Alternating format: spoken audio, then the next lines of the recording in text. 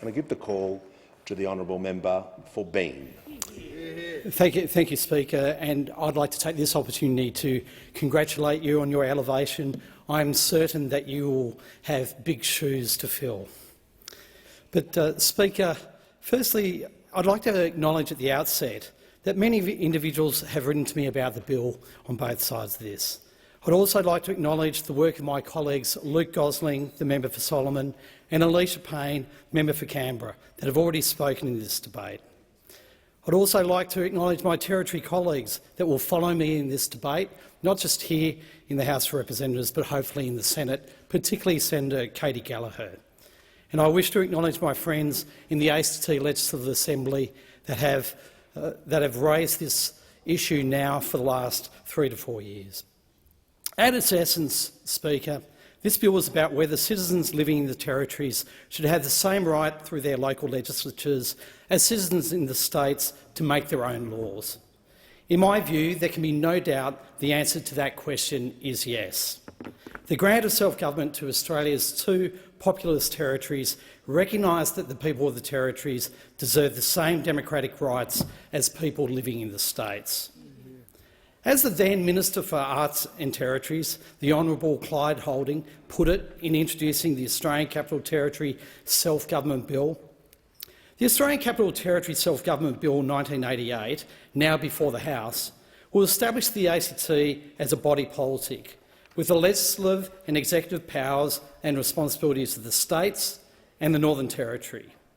This bill represents the most significant transfer of power on a population basis since Papua New Guinea became independent. It will allow 270,000 people the same democratic rights and social responsibilities as their fellow Australians. The ACT and the City of Canberra have well and truly come of age. Canberra is the nation's capital. It is the home of many of the symbols of our nationhood: the National Gallery, the High Court, the National Library, and of course this magnificent building, the home of the nation's parliament. But, and this is so often overlooked, it is also home to 270,000 people. 270,000 people live in the Australian Capital Territory.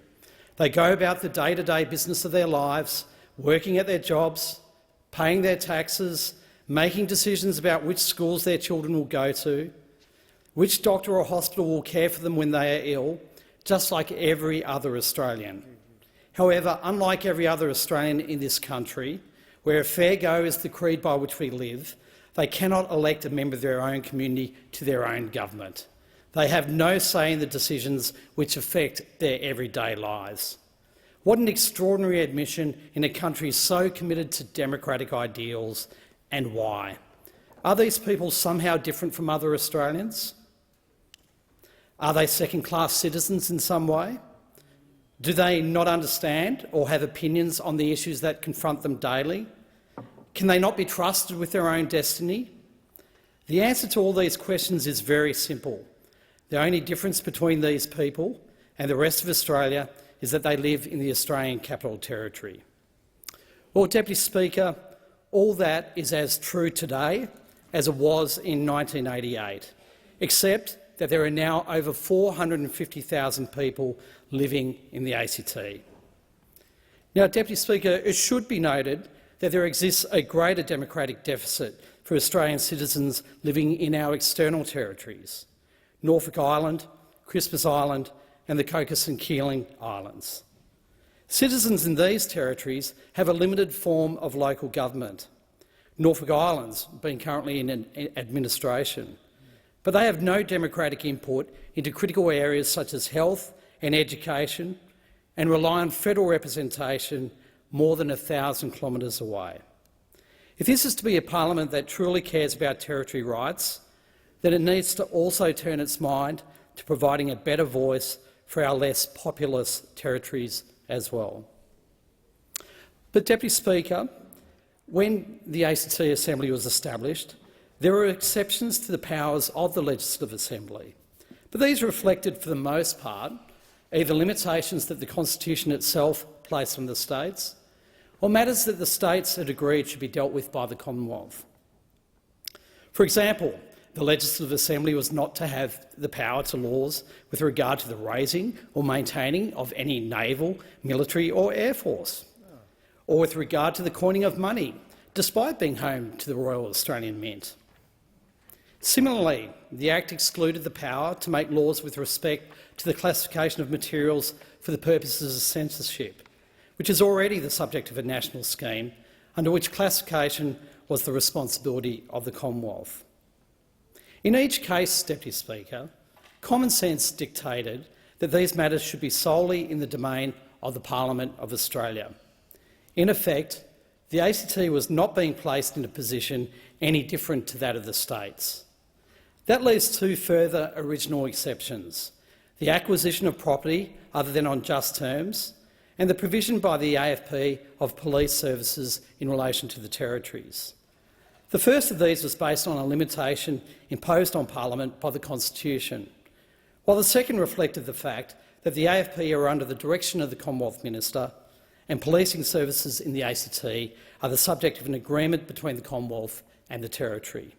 That bill was passed with bipartisan support.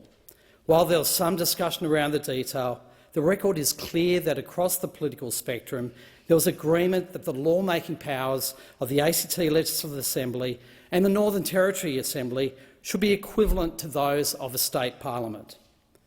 This remained the case until the passage of the Euthanasia Laws Act 1997, which removed from the ACT Legislative Assembly and the Northern Territory Legislative Assembly the power to make laws with respect to euthanasia or voluntary assisted dying.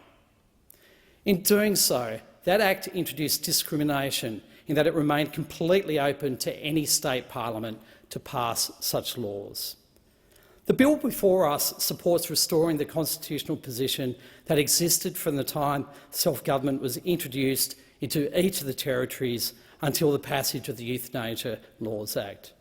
It will be a matter for each of the territories to decide whether and in what form any laws should be passed in this area, just as it is and always has been for each of the states. Of course, there are some who may object that the ACT and the Northern Territory are not states, and that their legislatures should not have the same powers as state parliaments. Of course, it's true that self-government exists only because of acts of this parliament, not by way of constitutional right, and it is within the power of this parliament to amend the self-government acts if it sees fit. However, Parliament, having made its decision on the general principle that self-government ought to be granted to the people of the ACT and Northern Territory, would be wrong to pick and choose matters for which we would deny citizens in the territories the rights to govern themselves. Some of us may be unhappy with the decisions made by the people of the territory, but if we support the principle of self-determination, we accept their decisions and do not seek to substitute our own any more than we would where the same decision was made by the Parliament of a state.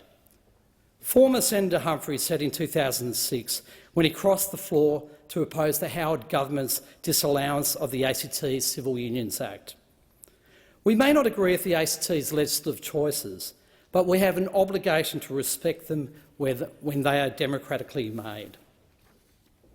Deputy Speaker, I acknowledge that the legislation on euthanasia, or voluntary assisted dying, is an issue that provokes strong passions, with firmly held opinions from opposing points of view. That's understandable, since the issues relate to matters of life and death and pain and suffering, and because we have a critical role to ensure we protect the vulnerable. Deputy Speaker, between the times that I've spoken on these matters, from the Senate in the two parliaments ago, in the Federation Chamber in the last parliament, and now, both of my parents have died, and in both cases I was entrusted to be their power of attorney.